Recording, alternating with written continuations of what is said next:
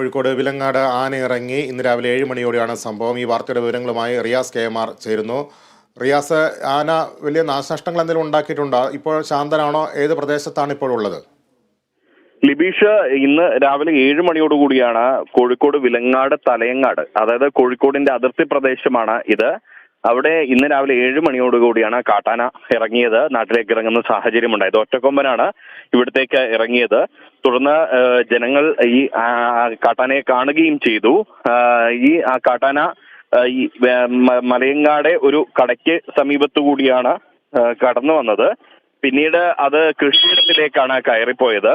കൃഷിയിടത്തിലേക്ക് കയറിപ്പോയി പിന്നീട് അവിടെ അല്പസമയം നിന്നു. പിന്നീട് ഫോറസ്റ്റ് ഉദ്യോഗസ്ഥരെല്ലാം തന്നെ, വനംവകുപ്പ് അധികൃതരെല്ലാം തന്നെ രംഗത്ത് വരുന്നൊരു സാഹചര്യമുണ്ട്. വനപാലകരെല്ലാം തന്നെ എത്തി ഇതിനായുള്ള അവിടെ തന്നെ ഉണ്ടോ എന്ന കാര്യമെല്ലാം തന്നെ പരിശോധിച്ചു. എന്നാൽ ആന ഇപ്പോൾ കാട്ടിലേക്ക് തന്നെ കയറിപ്പോകുന്ന ഒരു സാഹചര്യം ഉണ്ടായിട്ടുണ്ട്. അപ്പോഴും ജനങ്ങളെ സംബന്ധിച്ച് വലിയൊരു ആശങ്കയുണ്ട്. കാരണം ഇതൊരു മലയോര പ്രദേശമാണ് ഈ മലയങ്ങാട് എന്ന് പറയുന്നത്.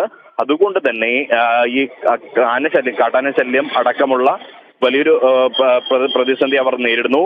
കൂടുതലും കൃഷിക്കാരാണ്. അവരുടെ കൃഷിനാശം ഉൾപ്പെടെയുള്ള കാര്യങ്ങൾ, പ്രത്യേകിച്ച് വയനാട്ടിൽ നിന്നടക്കം വരുന്ന അത്ര ശുഭകരമല്ലാത്ത വാർത്തകളെല്ലാം തന്നെ ഇവിടുത്തെ ജനങ്ങളെയും ആശങ്കയിലാഴ്ത്തുന്നുണ്ട്.